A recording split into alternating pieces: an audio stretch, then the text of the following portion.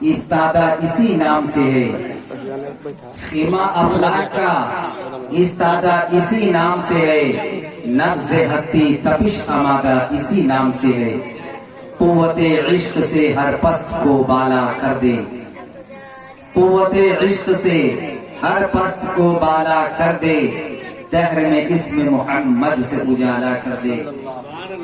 حضرات،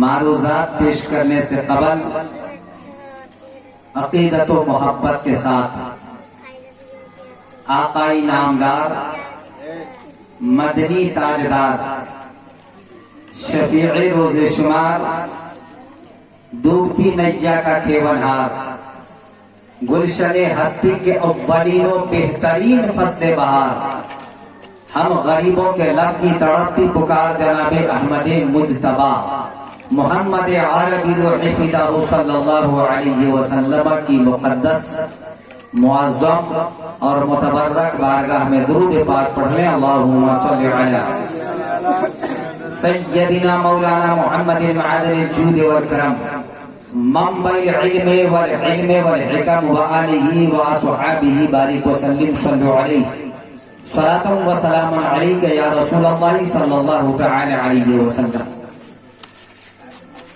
آج کی یہ محفل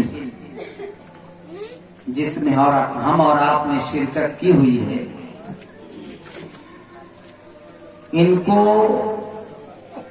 جناب علاء الدین صاحب نے منعقد کیا۔ نقدی ہے ماشاءاللہ۔ اللہ تبارک و تعالی اس بچی کے صدقے ان کے گھر میں رحمتوں برکتوں کی موسلا دھار بارش عطا فرمائے۔ میں نے قرآن مقدس کی جس آیت مبارکہ کو تلاوت کرنے کا شرف حاصل کیا، اس کا بالکل سیدھا سادھا اردو سلیس ترجمہ یہ ہے کہ اللہ کی تمام نعمتوں کا ذکر کرو، اللہ کی تمام نعمتوں کا چرچا کرو۔ اس کا سیدھا سادہ اردو سلیس صاف و شفاف ترجمہ یہ ہے۔ ماں ناظر صاحب بھی تشریف رکھتے ہیں، اسٹیج کی دنیا میں اپنا ایک مقام رکھتے ہیں، اور ہیں تو مہوتری کے ابھی سرلاہی میں انہوں نے اپنی کامیابی کا اتنا لمبا چوڑا جھنڈا گاڑ دیا ہے کہ وہاں کے لوگ جب ان کے جھنڈے کو تکتے ہیں تو ان کی ٹوپیاں گر جاتی ہیں۔ بہت لمبا جھنڈا انہوں نے نصب کر دیا ہے ماشاءاللہ۔ اللہ تعالیٰ دن دونی رات چوگنی ان کو ترقی عطا فرمائے۔ اللہ کا قرآن ارشاد فرماتا ہے کہ اللہ کی تمام نعمتوں کا ذکر کرو، اللہ کی تمام نعمتوں کا پرچار کرو، اس کا چرچا کرو۔ سیدھا سادہ ترجمہ ہے۔ علماء ربانی تشریف رکھتے ہیں وہی قرآن دوسری جگہ یہ ارشاد فرماتا ہے کہ اللہ کی نعمتیں اتنی ہیں جس کو تم گن نہیں سکتے، شمار نہیں کر سکتے، اندازہ نہیں لگا سکتے۔ اب آپ غور فرمائیں کہ جس چیز کا ہم کو ذکر کرنا ہے، جس کا ہم کو بیان کرنا ہے، جس کا تذکرہ کرنا ہے، اس کو ہم گن ہی نہیں سکتے، شمار ہی نہیں کر سکتے، تو ہم ذکر کیا کریں گے؟ اس کا پرچار کیا کریں گے؟ چرچا کیا کریں گے؟ اس کا تذکرہ ہم سے کیا ہوگا؟ قرآن خود کہہ رہا ہے لا تحصوها، تم گن نہیں سکتے۔ یہی قرآن دوسری جگہ کہہ رہا ہے کہ اللہ کی تمام نعمتوں کا ذکر کرو، چرچا کرو، پرچار کرو۔ بات سمجھ میں نہیں آ رہی؟ تو علماء کرام نے اس کے اندر ایک راستہ نکالا ہے، تطبیق فرمائی کہ اللہ کی جو چھوٹی چھوٹی نعمتیں ہیں ان کو چھوڑو، جو بڑی بڑی نعمتیں ہیں ان کا ذکر کر لو، چھوٹی نعمتیں اس کو شامل ہو جائیں گے۔ تو جو اللہ کی بڑی بڑی نعمتیں ہیں اس کو بھی ہم نہیں گر سکتے۔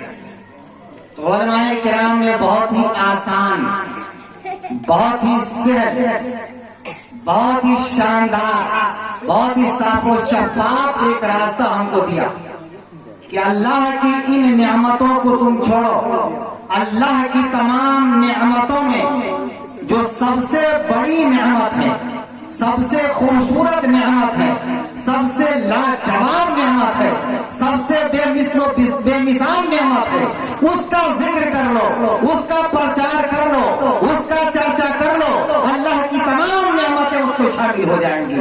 تو ایک سوال سطح ذہن پر ابھر کر آیا، اللہ کی تمام نعمتوں میں سب سے خوبصورت نعمت کون سی ہے؟ اللہ کی تمام نعمتوں میں سب سے حسین نعمت کون سی ہے؟ اللہ کی تمام نعمتوں میں سب سے پاکیزہ نعمت کون سی ہے؟ اللہ کی تمام نعمتوں میں سب سے صاف اور ستھری نعمت کون سی ہے؟ تو علماء بیان فرماتے ہیں کہ اللہ کی تمام نعمتوں میں سب سے خوبصورت نعمت، سب سے پاکیزہ نعمت، سب سے اچھی نعمت ذات گرامی جناب احمد مجتبی محمد عربی روحی فدا صلی اللہ علیہ وسلم کی ہے۔ اللہ کے محبوب کا ذکر کر لو، اللہ کے محبوب کا چرچا کر لو، ساری نعمتیں اس کو شامل ہو جائیں۔ نعرے تکبیر، نعرے تکبیر، نعرے رسالت، نعرے رسالت، مسلک اعلی حضرت، مسلک اعلی حضرت، نعرے تکبیر۔ ابھی آپ نے لڑکی کے تعلق سے بہت سارے اشعار سنے، انشاءاللہ کچھ باتیں میں بھی آپ کے گوشے گزار کرنے کی کوشش کروں گا۔ یہ ہمارے وہاں رفیق صاحب پیچھے کیا آپ کو آگے ہونا چاہیے، امام آگے ہوتے ہیں، یہ جنازہ تھوڑی ہے، جنازہ ہی ایک ایسی جگہ ہے جہاں پہ جنازہ کو آگے رکھا جاتا ہے، امام بھی اس کے پیچھے، یہاں جنازہ کسی کا نہیں ہے، اب آگے ہی رہے۔ یہ لڑکی کی پیدائش کے موقع سے محفل سجائی گئی ہے، اکثر لوگ اس میں صاحب اولاد ہیں اور اس بات کو خوب اچھی طرح محسوس کر سکتے ہیں کہ اولاد کی تڑپ، اولاد کی چاہت ہر سینے میں موجود ہے۔ کیا معنی ہے؟ اولاد کی تمنا ہر دل میں انگڑائی لے رہی ہے۔ قرآن مقدس کے اندر بھی اس کا ذکر ملتا ہے۔ قرآن مقدس کے اندر آیا ہے کہ حضرت حنا یہ ولیہ ہے، اپنے آنگن میں بیٹھی ہوئی تھی، اس وقت تک ان کی گود ہری نہیں ہوئی تھی، وہ صاحب اولاد نہیں ہوئی تھی۔ ان کے شوہر کا نام تھا عمران، آنگن میں بیٹھی ہوئی تھی اور وہیں پر ایک درخت بھی تھا۔ ان کی نظر جب درخت پہ پڑی تو آپ نے یہ دیکھا کہ ایک چڑیا کہیں سے دانا چگ کر آئی اور گھونسلے میں اپنے بچوں کو دانا کھلا رہی ہے، تو ان کے دل میں بھی اولاد کی چاہت بیدار ہوتی ہے، اولاد کی تمنا انگڑائیاں لینے لگتی ہیں۔ آپ نے بارگاہ رب لم یزل میں عریضہ پیش کیا، اے مالک و مولا، اگر ہم کو بھی تو نے اولاد دی ہوتی تو میں بھی اپنی اولاد سے اسی قدر محبت کرتی۔ مولا اگر تو مجھ کو اولاد عطا کر دے، اولاد دے دے، تو میں اپنی اولاد کو بیت المقدس کی خدمت کے لیے وقف کر دوں۔ انہوں نے منت مانی کہ الہی اگر تو مجھ کو اولاد عطا کر دے تو بیت المقدس کی خدمت کے لیے میں وقف کر دوں گی۔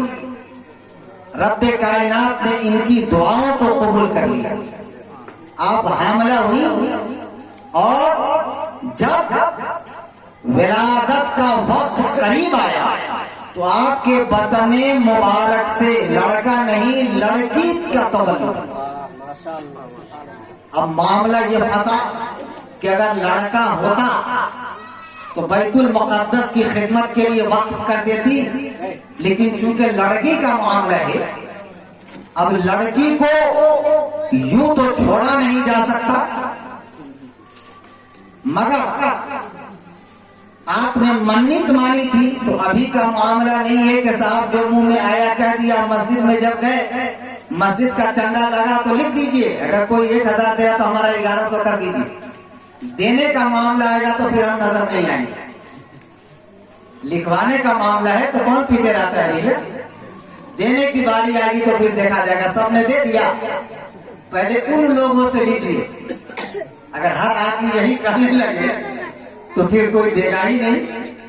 आपने मन्नत मानी थी औलाद को खिदमते बैतुल मुक़द्दस की खातिर वक्फ करने की, आपने वक्फ कर दी। और हजरत ज़करिया अलैहिस्सलाम जो इनकी बहन का शौहर था,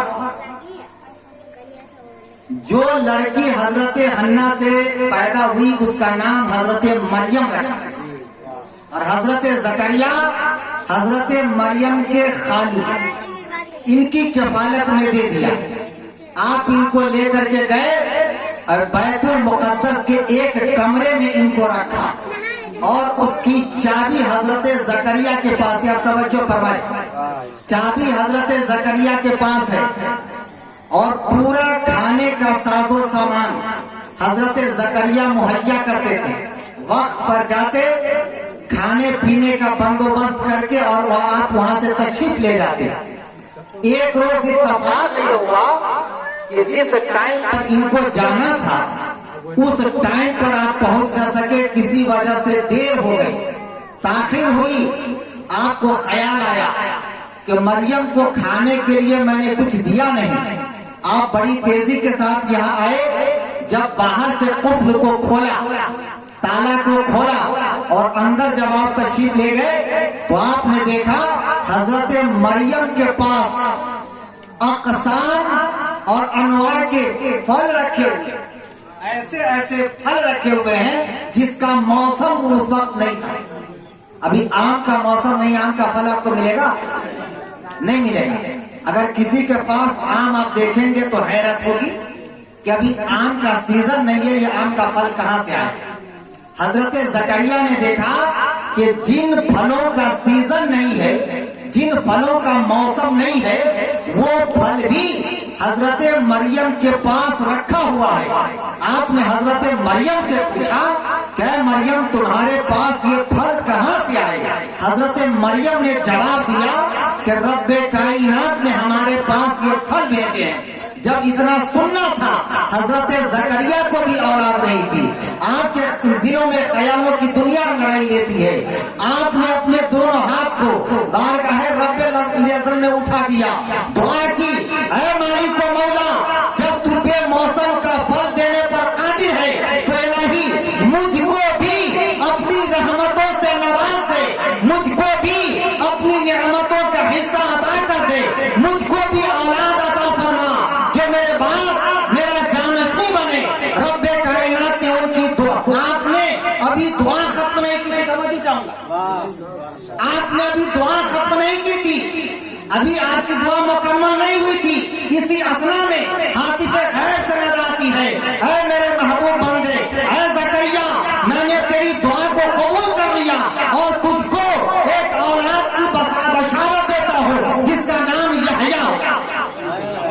दुआ मुकम्मल नहीं हुई मगर कबूल हो गई, औलाद की बशारत मिल गई, उसका नाम यहया होगा। तो कहने का लुब्बो लुबाब ये है, मकसद ये है कि औलाद की तड़प, औलाद की तमन्ना, औलाद की चाहत हर दिल में मौजूद। अल्लाह अपने महबूब पाक के सदक़े हर मुसलमान को औलाद की नेमतों से नवाजे। ये बड़ी खूबसूरत नेमत है।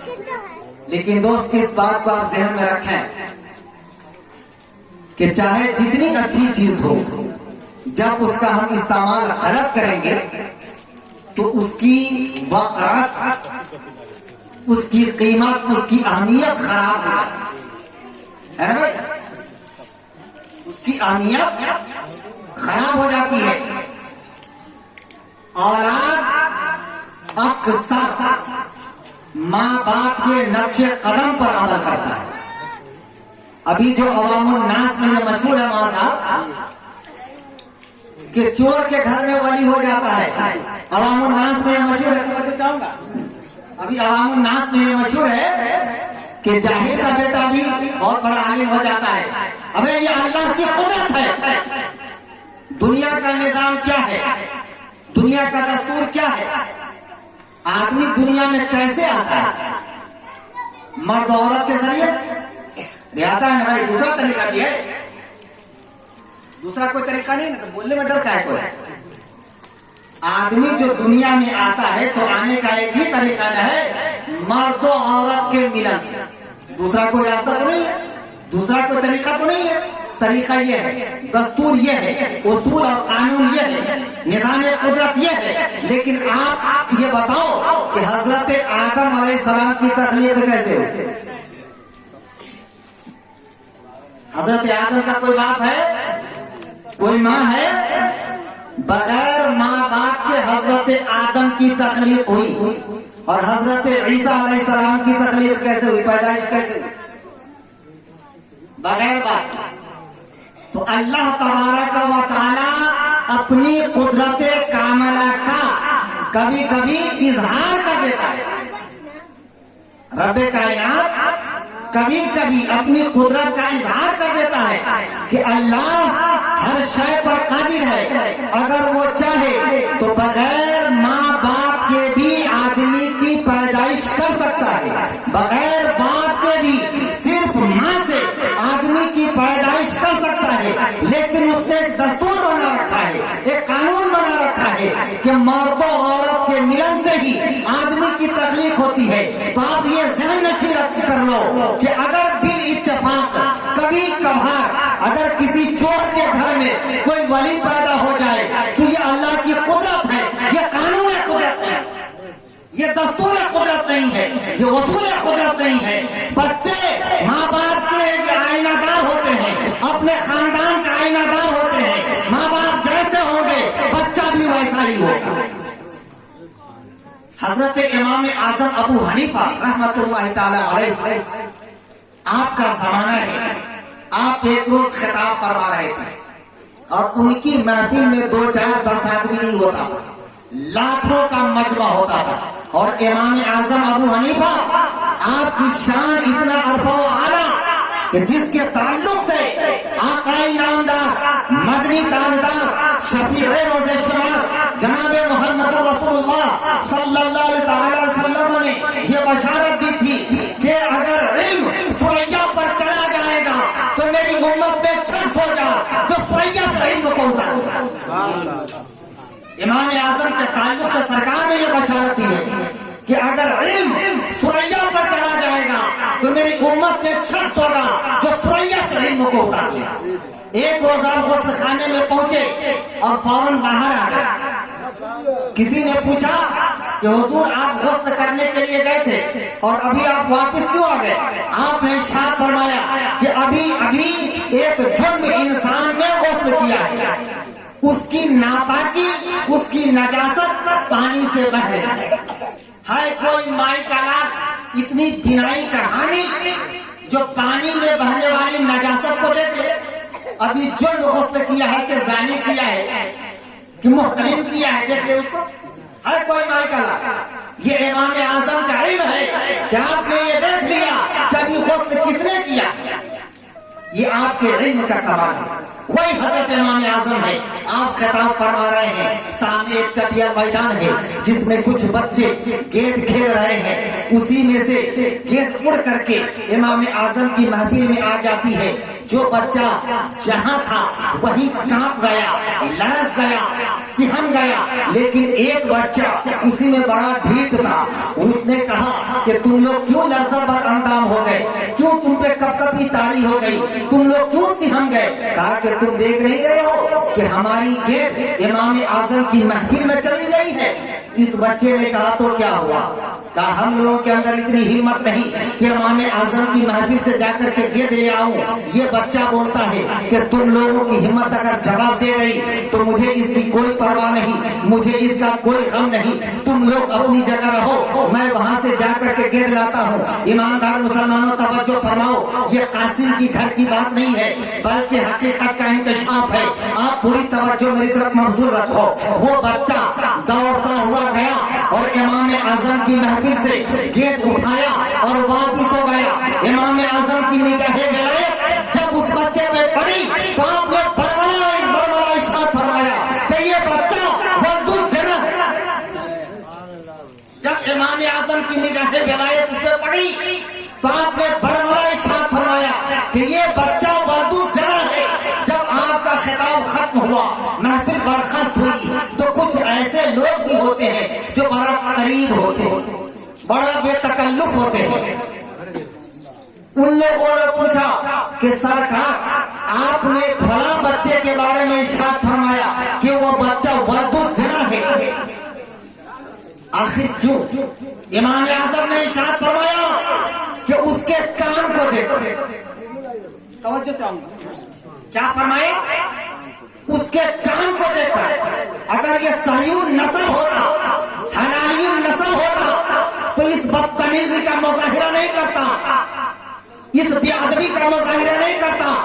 امام اعظم کی محفل سے گیند لے کر کے بھاگ جانا یہ کوئی معمولی بات نہیں. اپنے بڑوں کا گستاخ وہی ہوگا جو یا تو نسبی اعتبار سے حرامی ہو یا فعلی اعتبار سے حرامی ہو. اپنے بڑوں کا گستاخ وہی ہوگا. امام اعظم نے فرمایا کہ جا کر کے اس کے نسل کی تحقیق کرو. جب اس کی ماں سے پوچھا گیا کہ یہ بتاؤ کہ تمہارا یہ بچہ صحیح النسب ہے یا حرامی النسب, اس کی ماں نے اقرار کیا کہ امام اعظم کا قول سچا ہے. کیا کہا؟ امام اعظم کا قول سچا ہے. تو اس بات کو آپ ذہن میں بیٹھائیں کہ والدین جیسے ہوں گے اکثر بچہ بھی ویسا. سرکار نے ارشاد فرمایا کہ اپنے بچے کو اچھی تہذیب سکھانا نوافل میں مشغول ہونے سے زیادہ, نوافل میں مشغول ہونے سے بہتر یہ ہے کہ اپنے بچے کو اچھی تہذیب سکھاؤ. لیکن آپ کیا سکھاؤ گے؟ آپ کا تو خود ہی حال برا ہے. آپ کا تو بچے چھوٹے ہیں, گھر میں ڈی جے بجایا جا رہا ہے, میوزک بجائی جا رہی ہے, موبائل میں ایسا فوٹو لوگ رکھتا ہے کہ دیکھیں گے تو شرم آ جائے. ظاہر سی بات ہے کہ جب بچے کے ہاتھ میں موبائل پڑے گا آپ یہ سمجھ رہے ہو کہ بچہ چھوٹا ہے سمجھے گا نہیں. نہیں, یہ سادہ کاغذ ہے, اس کے ذہن پہ نقش ہو رہا ہے. پریکٹیکلی طور پر اس کو یہ تب انجام دے گا جب جوانی کے دہلیز پہ قدم رکھے گا. ٹریننگ آپ دے رہے ہو, پریکٹیکلی طور پر یہ جب جوان ہو جائے گا اسی فعل کو انجام دے گا جس کی تعلیم آپ نے بچپنے میں دی. اگر ایسا نہیں ہوتا تو کوئی وجہ نہیں کہ جس کی ماں حافظ قرآن ہو اس کا بچہ پیٹ میں ہی قرآن کا حافظ بن جائے. جب پیدا ہوا تو حافظ قرآن بن کر پیدا ہوا. کیوں؟ بچہ تو پیٹ میں تھا, قرآن تو ماں پڑھ رہی تھی, یہ پیٹ میں ہی قرآن سیکھ لیا.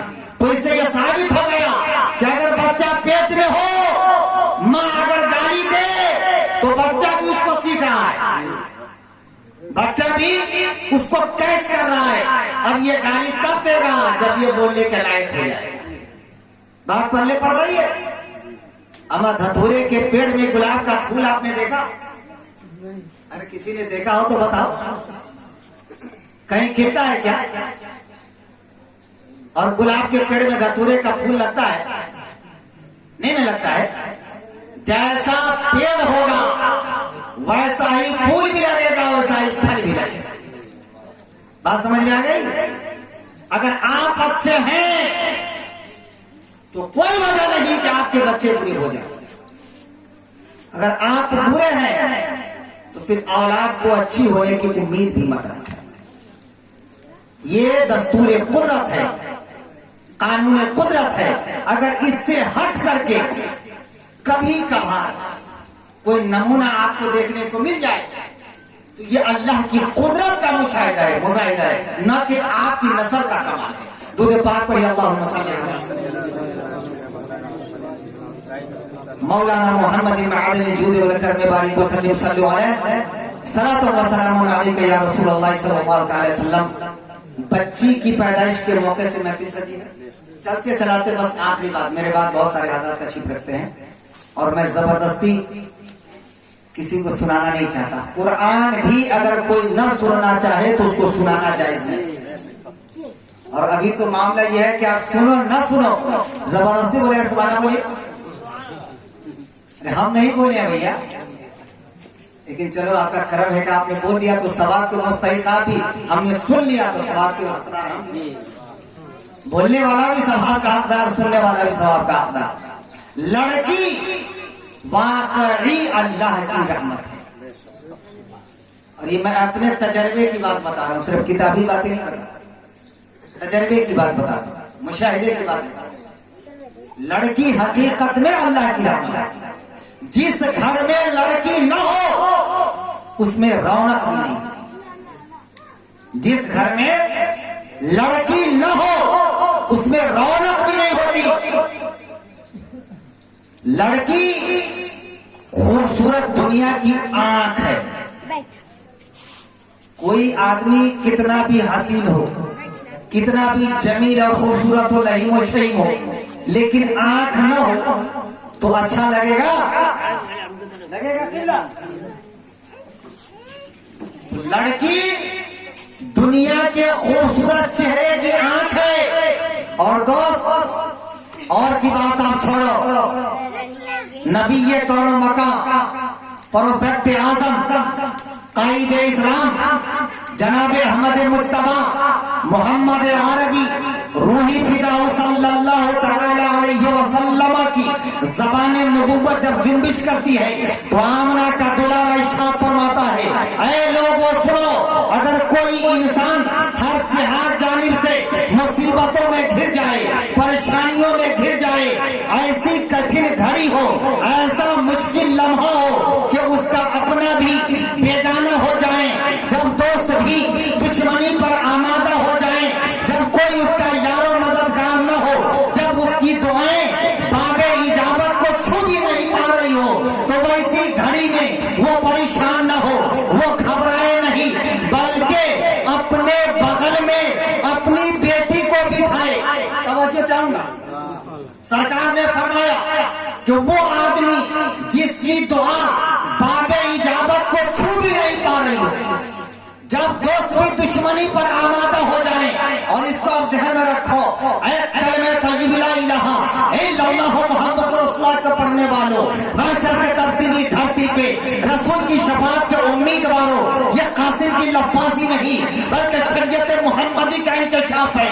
آقا خود ارشاد فرماتے ہیں کہ اس مشکل گھڑی میں، اس پریشانی کے وقت میں وہ آدمی گھبرائے نہیں، بلکہ اپنے بغل میں اپنی بیٹی کو بٹھائے اور اپنے دونوں ہاتھ کو اللہ کی بارگاہ میں اٹھا دے، اور بیٹی کے حوالے سے، بیٹی کے وسیلے سے اللہ کی رحمت کو آواز دے۔ اس کو اللہ کی رحمت کو پکارنے کی دے رہے، رحمت الہی کو نازل ہونے میں دے رہے۔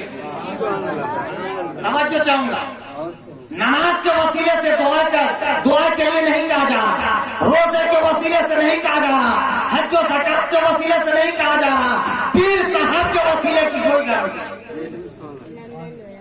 پیر آ جاتا تھا، ہاتھ چومو، پیر چومو، ٹنگی چومو، موقع مل گیا تو پاجامہ بھی چوم لے۔ حضرت ایک جگہ ایک امام صاحب تھے، انہوں نے بچوں کو کہہ رکھا تھا کہ جب میں آؤں، ماشاءاللہ جزاک اللہ خیر، جب میں مسجد میں آؤں تو میرا ہاتھ چومنے لگا، اسٹیج پہ جاؤں تو ہاتھ چومنا۔ اب حسن اتفاق کہیے یا سوء اتفاق کہیے کہ اس ایک بچے کو زکام ہو گیا۔ جب یہ امام صاحب اسٹیج پر پہنچے، سارے بچوں نے اپنا ماتھا رگڑنا شروع کر دیا، اس بیچارے نے ناک رگڑ دیا۔ اس کے بعد جس بچے نے اپنا منہ رگڑا تو ظاہر سی بات ہے زکام ہو گیا، سردی ہو گئی تھی، امام صاحب کے ہاتھ میں پورا نیٹا لگا دیا۔ بعد میں جس بچے نے اپنا منہ رگڑا اس کے منہ میں لگ گیا۔ تو ایسا بھی نہ ہو جو ہوشمند ہے اس کو کچھ کہیے، بے ہوش کو کہنے کی ضرورت ہے۔ ابھی وہی گاؤں تلاش کیا جاتا ہے جہاں پڑھے لکھے نہ ہو، پیر صاحب کی دال وہی گلتی ہے۔ یہ بات اپنی جگہ صحیح ہے کہ پیر کو برا نہیں کہنا چاہیے، لیکن برے کو پیر بھی نہیں کہنا چاہیے۔ بات پہلے پڑھائی ہے، اگر پیر کو برا نہیں کہنا چاہیے تو برے کو پیر بھی نہیں کہنا چاہیے، برے پیر سے بھی بچو۔ سرکار نے ارشاد فرمایا کہ بیٹی کے حوالے سے اللہ کی رحمت کو پکارو، تمہیں زبان کھولنے کی دیر ہے، اللہ کی رحمت کو نازل ہونے میں دیر ہے۔ لیکن آج ہمارا معاملہ کیا ہے؟ پوری توجہ دو کہ گھر میں اگر کچھ بنا ہے تو گھر کا یہ نالائق بیٹا چاہے بھر دن سنیما دیکھتا ہو، تاش کھیلتا ہو، کرکٹ کھیلتا ہو، وہ پہلے کھا لے گا۔ بیشی کم ہوا ہے، لڑکیاں بعد میں کھائیں گے، ایسا ہے کہ نہیں قبلہ؟ یہ بہت غلط ہے۔ سرکار ارشاد فرماتے ہیں کہ اپنے کھانوں سے پہلے لڑکی کو کھلاؤ، اللہ کی رحمت نازل ہوتی ہے۔ اپنے کھانوں سے پہلے لڑکی کو کھلاؤ، اگر باہر سے کوئی سندیش لاتے ہو تو پہلے لڑکی کو دو، لڑکا کو بعد میں۔ لیکن ہم کیا کرتے ہیں؟ پہلے لڑکا کو دے دیتے، بچے گا تو لڑکی کو دیں گے۔ کتنا بڑا نالائق ہے! پہلے لڑکی کو دو، اس سے بچے تو لڑکا کو دو۔ اس لڑکی کا دل بڑا نازک ہوتا ہے، ذرا سی ٹھیس سے ٹوٹ جاتا ہے۔ لڑکی کا زیادہ خیال رکھو۔ اور اللہ نے لڑکی کے رگ و ریشے میں جذبہ ایثار و قربانی بھر دیا۔ غلط بول رہا ہوں کیا؟ جذبہ ایثار و قربانی بھر دیا ہے۔ جب تک وہ میکے میں ہے، ماں باپ کی خدمت اپنے لیے فرض سمجھتی ہے۔ بھائی کا کپڑا دھونا، اچھا یہ تو آپ نے دیکھا ہوگا کہ بہنیں بھائی کا کپڑا دھوتی ہے، لیکن کسی ظالم بھائی کو یہ توفیق ہوئی کہ کبھی بہن کا کپڑا دھوئے؟ اگر کسی گھر میں دھوتا ہے تو ہم کو بتاؤ، یہ دھوتا ہے کیوں؟ یہ اسی پہ فرض ہے کیا؟ ہے ایسا کہ بہن بھائی کا کپڑا دھوئے، اب بھائی کچھ نہ کرے تو اس کو یہ تانا دیا جاتا ہے کہ تمہاری شادی میں یہی نہ محنت کرے گا۔ یہ تانا دیا جاتا ہے، مقدر کا مالک یہی ظالم ہے۔ میری پوری تقریر کا محاصل، پوری تقریر کا نچوڑ، لب و لباب، مقصد اور منشا صرف اور صرف یہ ہے کہ جس گھر میں لڑکی کی عزت ہوگی، جس گھر میں لڑکی کو پیار ملے گا، جس گھر میں لڑکیاں سراہی جائیں گی، اس گھر میں اللہ کی رحمتیں نازل ہوں گی، اس گھر میں آپس میں اتفاق و محبت رہے گی، اور جس گھر میں لڑکیاں ذلیل کی جائیں گی، جس گھر میں لڑکیوں کو نگلیکٹ کیا جائے گا، جس گھر میں لڑکیوں کو نیچا دکھایا جائے گا، وہ گھر رحمت الہی سے محروم ہوگا اور اس کو آپس میں اتفاق و اتحاد نہیں ہوگا۔ اس لیے اگر رحمت الہی کے متمنی ہو، اللہ کی رحمت کے مشتاق ہو، محتاج ہو، تو لڑکیوں کو سراہو، اس کو اپنے سینے سے لگاؤ۔ اگر تم نے لڑکی کو سینے سے لگا لیا تو اللہ کی رحمت تم کو اپنے سینے سے لگائے۔ تم نے لڑکی کو نیگلیکٹ کیا تو اللہ کی رحمت تم کو نیگلیکٹ کر دے گی۔ اللہ کا قرآن ارشاد فرماتا ہے اذکر نعمت اللہ علیکم جمیعا، اللہ کی تمام نعمتوں کا ذکر کرو، اللہ کی تمام نعمتوں کا چرچا کرو۔ انشاءاللہ الرحمن اگر زندگی نے وفات کیا، آپ کی محبت سعادتہ ہمارے شامل حال رہی، تو جب کبھی آپ نے یاد کیا انشاءاللہ یہ ناچیز حاضر آ جائے گا۔ خوب کی سر چمن پھول چنی شاد رہے، باغ باغ جاتا ہوں میں، گلشن تیرا آباد رہے، وآخر دعوانا ان الحمدللہ رب العالمین۔ السلام علیکم۔